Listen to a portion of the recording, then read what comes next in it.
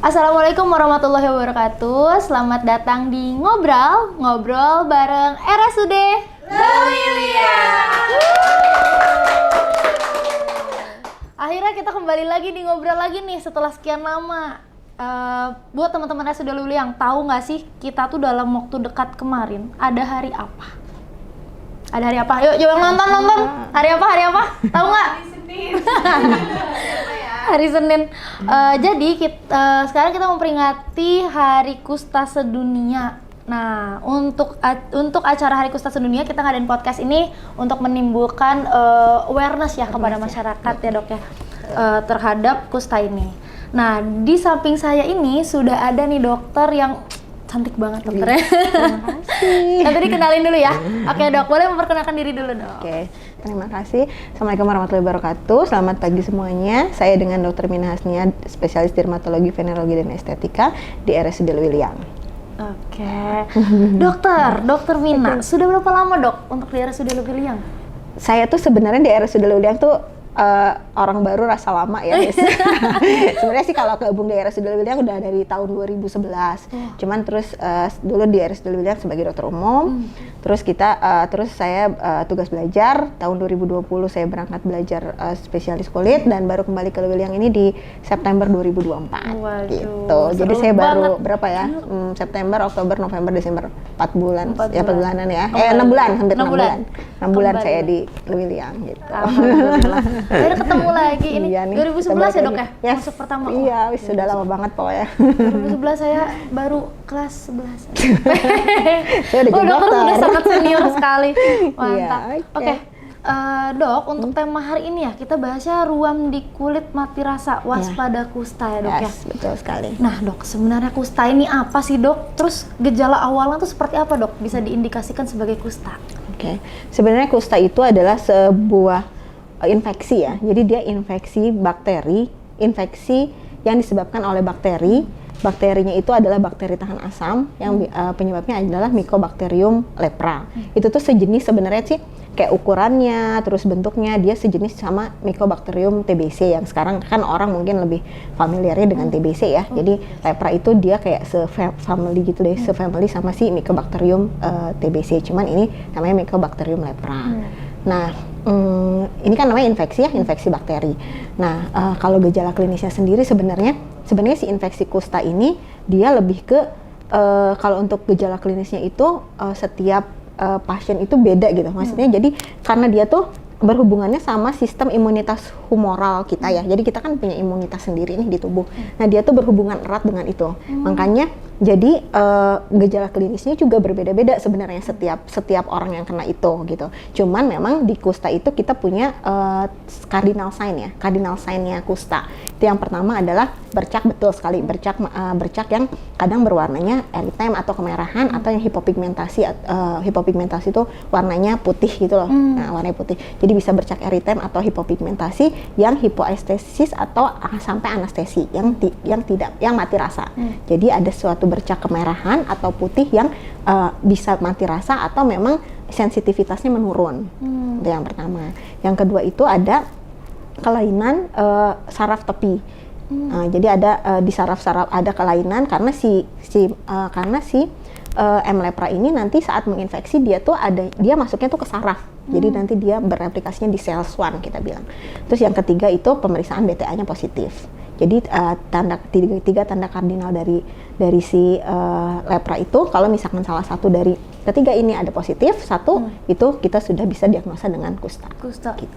Dia kebas-kebas gitu dok, berarti tadi kata kena saraf tuh kebas iya. Jadi iya sih ada yang kebas, lebih ke kalau misalkan di lesinya lebih ke mati rasa sih. Oh, jadi kalau ada kayak kalau kita tusuk tuh berasa nggak? Kadang nggak berasa sama sekali atau memang berasa tapi nanti yang kulit normal itu lebih berasa dibanding yang ada lesinya gitu. Agak-agak mati rasa tapi masih kerasa tapi agak-agak kebas iya, gitu kayak ya. kebas berkurang, tapi ada juga yang memang mati rasa sama sekali, memang nggak berasa. Jadi setangannya apa cuman sebelah? Nggak, di lesinya dulu. Di lesinya. Jadi maksudnya tuh jadi dia indikasinya tuh dari yang penurunan sensasi sampai hilang sensasi. Gitu. Kayak jadi gitu. di ruam-ruamnya itu dok ya. Di lesi-lesinya itu kayak gitu. Sering denger nih katanya kusta tuh sebenarnya nular nggak sih dok? cara penularannya juga dok, itu kayak gimana ya caranya? Oke. Kusta itu memang namanya penyakit infeksi ya, infeksi apapun itu pasti menular, termasuk kusta. Cuman kusta itu menularnya itu nggak segampang itu gitu. Jadi tadi saya bilang, jadi setiap orang itu punya bukan kekebalan sih. Jadi manifestasi klinis kusta itu di setiap orang tuh berbeda-beda. Ada orang yang memang genetiknya itu kebal, nggak bisa terinfeksi, mau dia setiap hari kontak sama orang kusta itu dia nggak bisa ketular. Tapi memang dia infeksi. Emang karena penyakit infeksi jadi menular gitu ya. Jadi sebenarnya udah terinfeksi tapi nggak ada. Iya, jadi bukan gitu? terinfeksi. Jadi dia terpapar tapi ya nggak menyebabkan klinis gitu, nggak terinfeksi. Nggak masuk ke dia gitu, nggak kena gitu. Kayak gitu. Jadi si kusta ini menular tapi ya nggak segampang itu gitu. Jadi menularnya memang dia menularnya pertama itu melalui droplet ya. Jadi misalkan pasiennya bersin atau batuk, itu kan ada cairan-cairan terus kena kita, itu menularnya yang pertama. Yang kedua sama kontak erat, cuman kita bilang kontak erat tuh yang sering berhubungan gitu, maksudnya sering nempel jadi nggak segampang itu sebenarnya. Jadi penularan kusta itu nggak segampang itu, menular ya tapi nggak segampang itu. Jadi maksudnya butuh waktu yang lama, kalaupun kontak fisik tuh butuh waktu yang lama. Dan memang juga biasanya ada dasar genetik ya, genetik memang dia ada genetik yang memang gampang diinfeksi sama kusta gitu. Berarti kayak turunan juga masuk ya dok? Iya betul, bisa. Makanya jadi sebenarnya kita kayak kalau misalkan kita punya temen nih kusta gitu ya, jadi kayak kalau cuman jabatan tangan, terus udah gitu kita duduk bareng gitu ya, duduk bareng terus mungkin sampai berhubungan seks juga sebenarnya nggak terus tiba-tiba langsung kita terinfeksi bisa, kecuali memang kontaknya erat ya, kontaknya lama gitu. Jadi kalau cuma sekali gitu enggak. Jadi kayak biasanya itu masa inkubasi bukan? Iya. Jadi butuh waktu misalkan sering gitu loh. Tinggal bersama 4 bulan, 5 bulan gitu. Biasanya malah nggak sampai segitu, malah biasanya lebih bertahun-tahun. Lebih bertahun-tahun. Gitu. Wow. Berarti cara penularannya tadi bisa jadi karena kontak tapi dalam waktu yang lama. Oke, siap. Kalau faktor-faktor seperti apa sih dok yang sebenarnya bisa menyebabkan kusta? Kayak kusta tuh kan tadi mungkin genetik ya bisa ya. Betul. Nah selain genetik, bisa nggak sih orang yang nggak punya genetik terus tiba-tiba kena kusta gitu? Bisa kena nggak? Bisa. Jadi gini, penyebaran kusta itu kan juga bisa disebarkan oleh beberapa hewan pembawa ya. Selain itu, jadi kalau misalkan menurut saya sih faktor pencetusnya ya, maksudnya faktor penyebabnya itu selain yang jelas, yang pertama mungkin dia kontak dengan juga ada beberapa hewan seperti kayak simpanse gitu tuh, dia bisa membawa, simpanse sih yang saya tahu yang paling banyak kan tuh membawa si M. lepra ini. Terus yang kedua jelas kalau kita tinggal di daerah endemik tadi saya bilang kan, kalau kita tinggal di daerah endemik kusta itu banyak yang kena kusta, ya udahlah otomatis kan sering kontak ya. Yang terakhir itu genetik, itu sih yang paling faktor-faktor penyebabnya sih kalau kita tertular kusta. Gitu. Kalau di RSUD Lewiliang nih dok, kan pasien banyak nih. Kalau untuk yang menderita kusta sendiri, ada nggak sih dok pasiennya? Kalau untuk di RSUD Lewiliang sendiri, nih saya kan baru mulai start praktek lagi dari September ya. September saya mulai aktif lagi September di RSUD Lewiliang ini, berarti sekarang sudah Februari ya, September, Oktober, November, Desember, Januari, Februari. Itu tuh sudah hampir 6 bulan lah. Itu tuh banyak banget, udah banyak banget dan itu kasus baru gitu. Jadi menurutku juga ini agak harus di note nih gitu lah, maksudnya karena karena kan si kusta ini kan penyakit endemik ya, maksudnya dia menular walaupun lama gitu kan, jadi kayaknya harus jadi concern deh ini.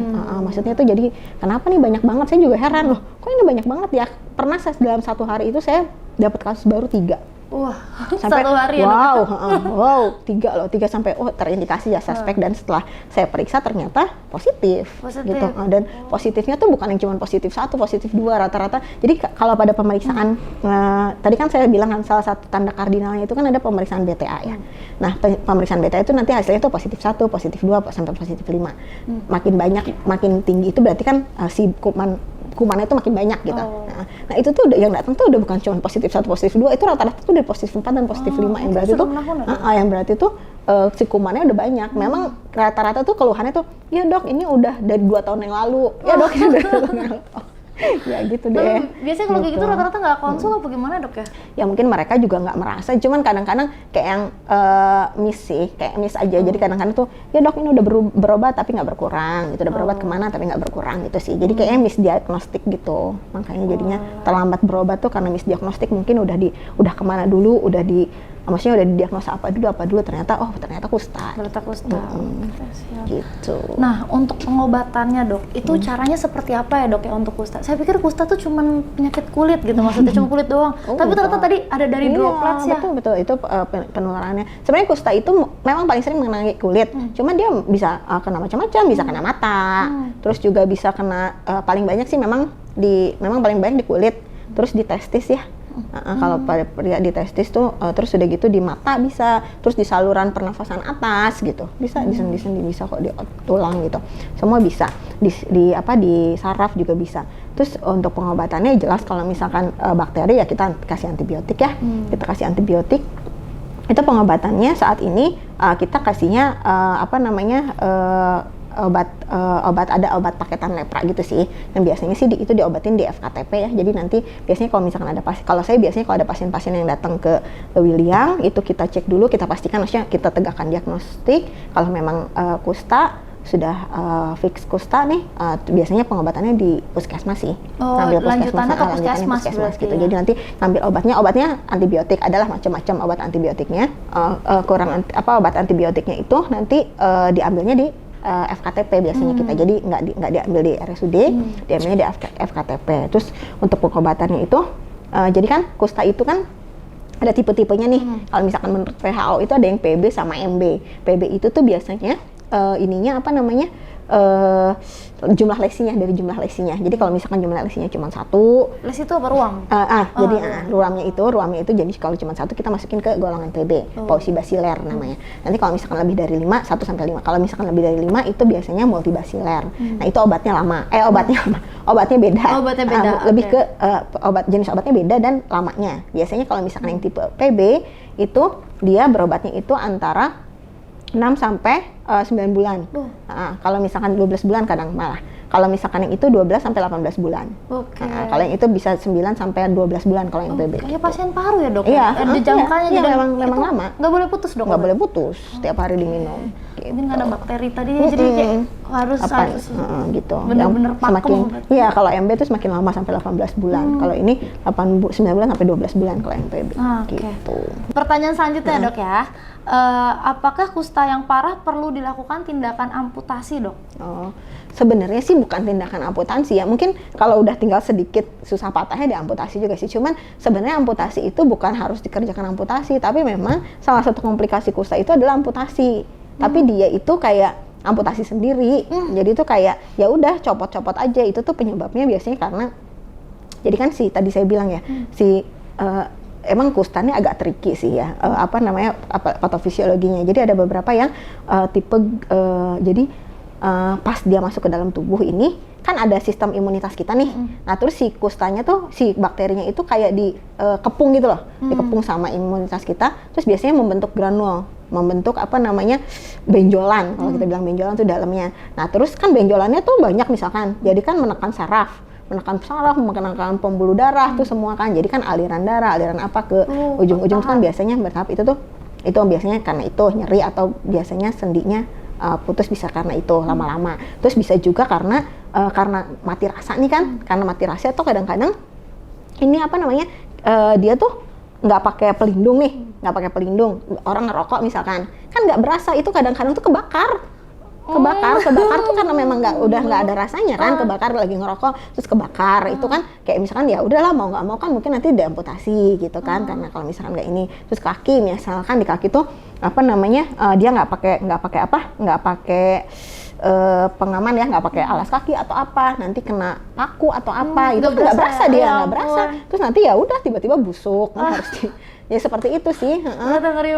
Yang paling sering tuh malah saya dapatnya tuh kan suka gatal nih, badannya tuh suka gatal kan kadang-kadang. Tuh sama dia tuh dikompres pakai air panas, itu tuh nggak berasa katanya, sampai nanti luka bakar. Sampai tiba-tiba tanpa sadar bakar, iya. si air panas itu jadi membakar. Nggak berasa kan sama dia. kayak gitu. Makanya jadi kalau kusta itu harus pakai pelindung memang.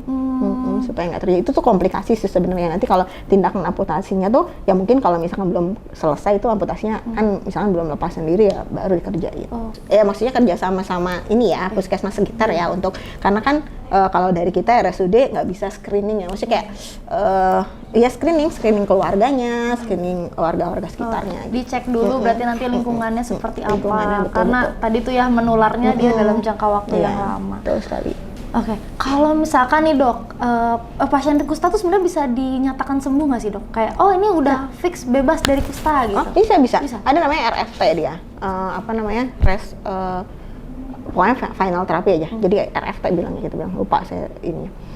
Itu bisa, itu tadi saya bilang kalau misalkan udah selama 8 udah diobatin selama 18 bulan, ada yang 12 bulan, ada yang 12 bulan, itu kita bilang RFT. Ya udah selesai. Nanti biasanya sih kita bandingkan aja masih ada apa enggak, dicek lagi masih ada apa enggak kustanya. Udah kalau udah nggak ada ya udah selesai. Oh, udah selesai. Bisa sembuh kok, kusta itu bisa sembuh. Makanya jadi kita nggak boleh menstigma orang-orang kusta ya. Maksudnya karena kusta itu bisa sembuh dan memang menular, tapi menularnya tadi saya bilang nggak segampang itu. Kusta itu menularnya nggak segampang yang kita baru ketemu pertama kali salaman terus langsung menular kusta gitu. Terus kita duduk bersama gitu yang sekali-sekali aja gitu, enggak. Jadi makanya kita harus stop nih stigmanya, maksudnya tuh orang-orang kusta karena kusta itu bisa sembuh.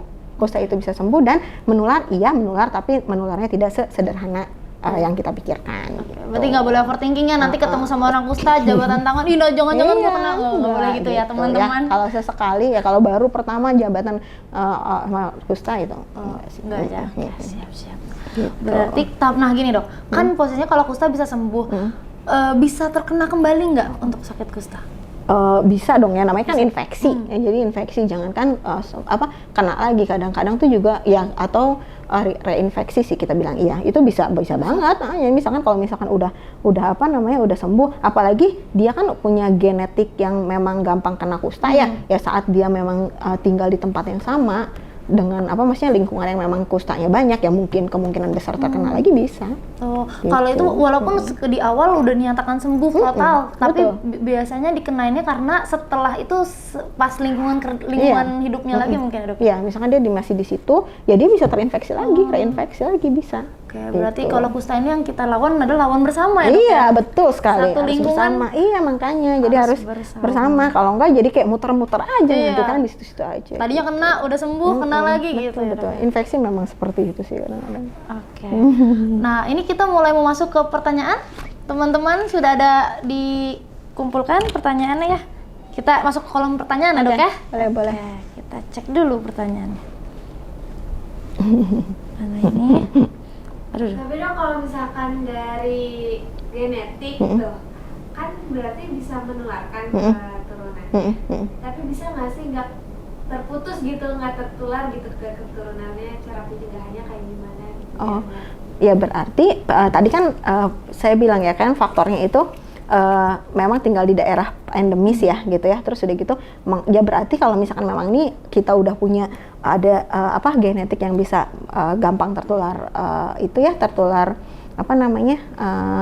lepra, ya berarti kita harus menghindari kontak erat sama si orang-orang lepra. Lepra itu nggak diturunkan ya. Maksudnya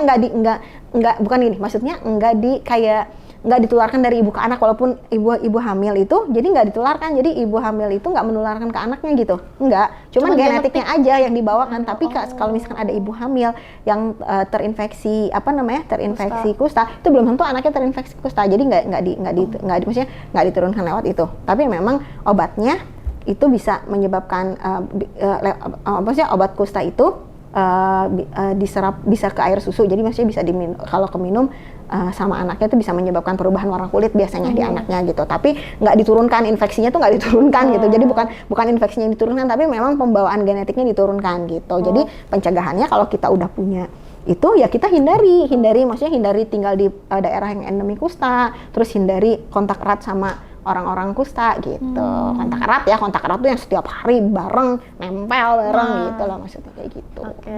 Terima kasih atas pertanyaannya Kakak Aruni. Oke. Ini kita masuk kolom pertanyaan yang lagi live ya. Oke. Dok, kita masuk ke pertanyaan yang pertama ya dari kolom komentar. Ini ada pertanyaan dari @gelar_gz. Dok, kalau pasien kusta tuh rata-rata usianya berapa sih dan lama nggak sih dok penyembuhannya? Oke. Kalau misalkan nggak mengenal usia ya, bisa usia berapa aja sih, cuman memang rata-rata usianya usia dewasa sih, usia dewasa, karena kan itu saya bilang tadi harus kontak erat kan.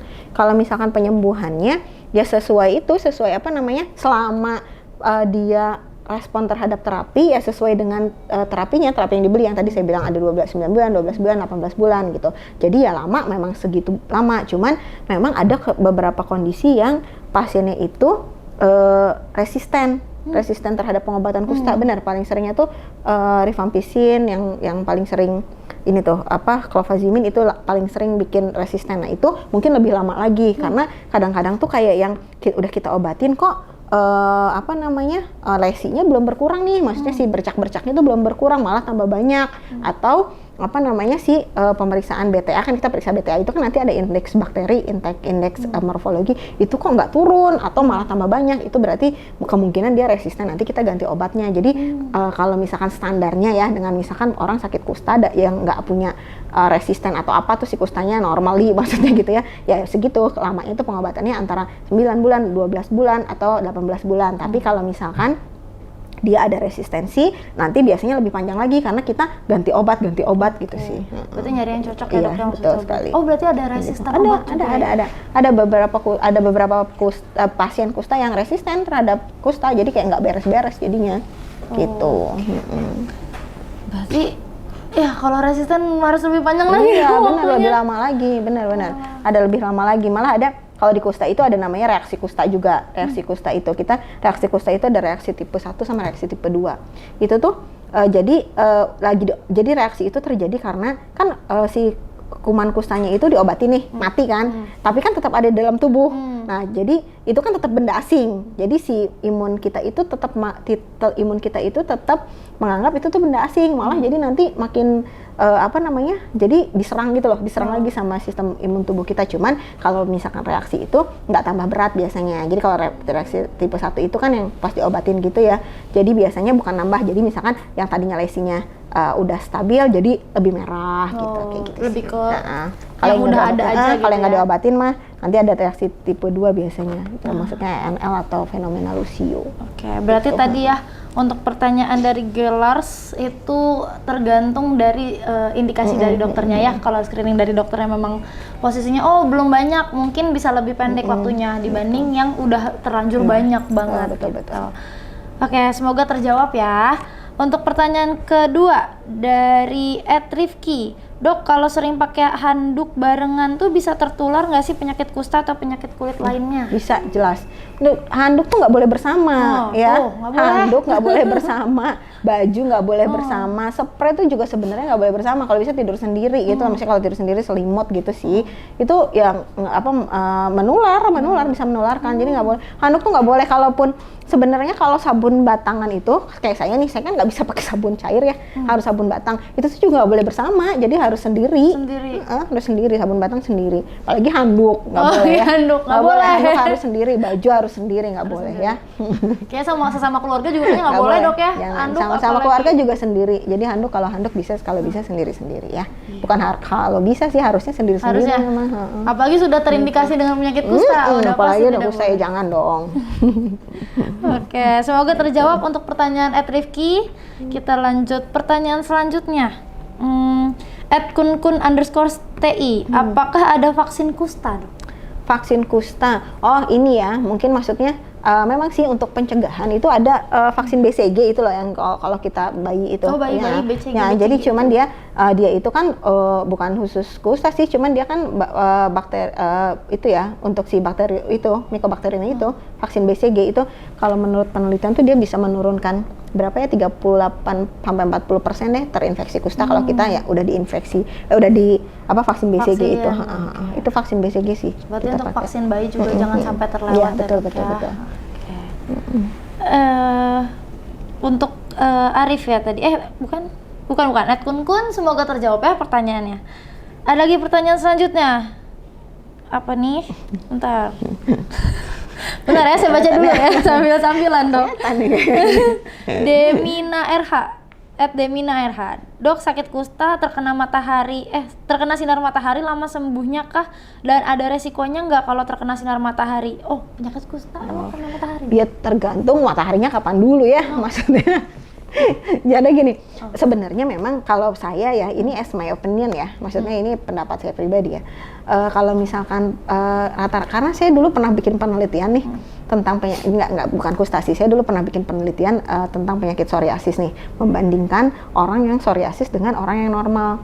Itu tuh vitamin D-nya orang yang, mungkin karena perbandingnya orang Indonesia ya, jadi kan sama-sama rendah. Tapi sebenarnya kalau menurut beberapa teori itu mengatakan orang-orang dengan penyakit kulit, terutama saat itu sih saya bikinnya psoriasis ya, itu tuh vitamin D-nya itu lebih rendah dibanding orang normal. Jadi saya juga, dan saya percaya kayaknya memang vitamin D itu dibutuhkan di dalam tubuh. Jadi apa sih hubungannya sama sinar matahari ya, kan kita tahu ya sebenarnya vitamin D itu dalam tubuh kita itu nggak bisa kita minum vitamin D itu terus harus dirubah dulu itu menggunakan sinar matahari. Jadi kalau menurut saya bahaya apa enggak, justru bagus sih kalau misalkan dia tapi berjemurnya di waktu yang tepat gitu loh, waktu-waktu tepat yang jam 8 pagi gitulah, jangan lebih dari jam 9 pagi gitu, jangan lama-lama, dan itu harus seluruh tubuh terkenanya gitu. Jadi terkena sinar matahari supaya ada vitamin D-nya nih. Nah, itu bisa membantu memperbaiki semua, nggak cuma penyakit kulit, sebenarnya seluruh tubuh gitu. Tapi kecuali kalau misalkan dia berjemurnya di tengah hari yang UV-nya tinggi, ya itu mah memperburuk atau jadinya bukan penyakit namanya. Gitu. Ya bukan cuma kusta, jadi nanti yang lain ya, kulitnya kebakar, apanya kebakar gitu. Jadi kalau misalkan pertanyaannya memperparah apa enggak, tergantung kena sinar mataharinya kapan. Kalau misalkan sinar mataharinya di jam-jam yang memang biasa kita pakai untuk berjemur gitu ya, itu malah bagus sih. Jadi maksudnya kita bisa meningkatkan membantu metabolisme vitamin D dalam tubuh kita, dan itu bisa membantu si penyakit kustanya. Tapi kalau misalkan dia berjemurnya di siang hari ya enggak dong, malah jadi membahayakan. Berarti gitu. Boleh, tapi dengan waktu tertentu. Jadi nggak bisa di setiap waktu ya dok ya. Oke, semoga terjawab untuk pertanyaan Demina RH. Ada lagi pertanyaannya selanjutnya? Ada? Masih ada? Yep. Teman-teman. Dia tuh yang Coba tuh, yang mana nih? Oh, ini nih ada. Oke, pertanyaan selanjutnya ada dari @halohyei. Adakah minuman herbal yang bisa membantu proses penyembuhan kusta, dok? Herbal ya. Saya tuh kalau ngomongin herbal tuh gimana ya? Karena saya nggak belajar herbal ya, jadi saya nggak bisa mengiyakan atau mengenggakkan sih sebenarnya. Mungkin ada yang benar, ada yang maksudnya kayak ada beberapa yang punya efek antiseptik atau itu, iya betul. Cuman karena saya nggak belajar itu, jadi saya nggak bisa mengiyakan atau mengenggakkan. Jadi kalau bilang herbal apa enggak ya mungkin minum vitamin aja kali ya, kayak yang udah jelas deh kayak kurkuma gitu kan. Kurkuma itu kan itu mah udah semua orang juga udah banyak jurnalnya yang bilang itu vitamin. Mungkin yang kalau yang kayak gitu-gitu sih saya approve ya. Tapi kalau misalkan yang lain saya nggak tahu. Maksudnya nggak tahu tuh dalam arti kayak yang saya nggak boleh mengiyakan apa enggak karena memang saya nggak belajar itu gitu, kayak gitu sih. Jadi kalau misalkan untuk vitamin aja kayak kurkumix gitu, kurkuma kan memang udah banyak ya dipakai orang, itu juga jurnalnya udah banyak, maksudnya dia herbal tapi udah beberapa yang penelitiannya bener gitu lah, maksudnya itu sih nggak apa-apa kalau yang memang udah ada jurnal medisnya ya, jurnal, karena kan kalau kita kan evidence based ya, maksudnya kalau saya kita belajarnya bukan pengobatan tradisional atau pengobatan herbal itu. Jadi maksudnya mungkin ada beberapa yang herbs, maksudnya yang herbal gitu, tapi sudah terpublish, sudah terjurnal, itu nggak apa-apa, oke, boleh aja, asalkan memang sudah dapat dipertanggungjawabkan gitu. Boleh herbal, tapi kalau bisa ya Kak, gimana ya, kalau misalkan udah terindikasi kusta mah sebaiknya ke dokter dulu sih tetap, maksudnya kalau mungkin mau pengobatannya tetap harus antibiotik kan, nggak bisa juga pakai herbal tuh mungkin ya, seperti itu saya sarankan, cuman buat mungkin vitamin penambah dibantu aja gitu. aja kali ya, kalau memang kalau kita bilang mau herbal boleh dibantu tapi tetap ke dokter ya teman-teman. Ya. Betul, harus itu. Oke, dok, terakhir nih dok, apa pesan dokter kepada masyarakat dalam untuk memperingati Hari Kusta ini nih sedunia? Ya. Boleh dok disampaikan. Untuk memperingati Hari World Kusta Day ini ya, jadi memang saya tuh sebenarnya memang tergerak banget nih semenjak dari dari awal saya bergabung kembali di Lewiliang ini. Saya merasa jumlahnya tuh banyak kasus baru ya, terutama itu bukan cuma kasus yang kontrol, jadi memang kasus baru saya menemukan kasus baru kusta itu agak dibilang banyak sih, termasuknya banyak gitu. Jadi kalau misalkan saran saya sih mungkin lebih aware ya, kita meningkatkan awareness kita terhadap penyakit kusta ini, karena mungkin berarti di sekitaran Lewiliang ini ada beberapa tempat yang endemi, karena memang saya juga belum tahu sih, ini saya lagi mengumpulkan data sebenarnya, saya lagi bikin penelitian nih karena tergerak ngelihat loh kok banyak banget ya. Ini saya lagi minta data nih dari rekam medis, data kusta data pasien kusta di 5 tahun terakhir ini. Saya pengen lihat aja nih, ini orang mana aja gitu. Jadi biar kita tuh bisa menentukan tempat endeminya di mana gitu. Jadi kalau saran saya mungkin buat pasien-pasien, maksudnya orang-orang di sekitar kita gitu ya, di sekitar Lewiliang ini mungkin lebih ke aware kalau misalkan ada bercak yang mati rasa ya cepat datang ke pengobatan. Ya minimal ke puskesmas deh. Nanti dari puskesmas kan dokter-dokter puskesmas sudah bisa kok, udah jago diagnosa nih kemungkinan kusta apa enggak. Nanti bisa dirujuk ke saya ke RSUD gitu untuk pemeriksaannya dan pemeriksaan lebih lanjutnya kalau memang dicurigai. Itu yang pertama. Yang kedua juga kalau misalkan memang ada keluarga yang sudah terdiagnosa kusta, berarti kita harus menjaga kontak agar tidak terpapar, tidak tertular. Lalu kalau misalkan yang sudah sedang pengobatan nih, yang sudah dengan pengobatan ya jangan bosan-bosan diminum obatnya. Jadi ya memang seperti itu. Ingat aja kusta itu bisa sembuh tapi harus diobatin. Jadi minum obatnya yang rutin sampai nanti dikatakan sudah selesai gitu. Jadi jangan putus sendiri obatnya ya. Gitu aja. Siap. Terima kasih banyak dokter atas podcast hari ini. Semoga membantu untuk teman-teman sekitar ya yang punya sebelumnya pernah lihat nih mungkin sakitnya gini, keluarganya mungkin ada yang ini kenapa nih, mungkin bisa harus satu lagi, jangan dijauhin orang kusta ya. Yang terakhir buat orang-orang yang lain jangan dijauhin. Jadi jangan distigmakan orang kusta itu. Nggak apa-apa, maksudnya nggak usah terlalu takut dengan orang kusta karena menularnya itu ya, saya bilang nggak segampang itu. Jadi kita tuh juga harus memberikan moral gitu loh. Jadi kadang-kadang kan orang tuh down karena loh kok aku dijauhkan gitu, itu nggak usah ya. Jadi tidak usah jangan jauhin orangnya gitu, jangan jauhin penyakitnya kayak HIV, nggak jauhin, memang harus jauhin banget ya, betul tapi orangnya jangan distigmakan orangnya gitu, ya. Pokoknya kusta bisa sembuh, tetap harus yang udah terindikasi jangan capek untuk minum obat. Kusta bisa sembuh, mangga pokoknya harus konsultasi dokter dulu, pokoknya untuk pasien-pasien yang punya diagnosa seperti itu.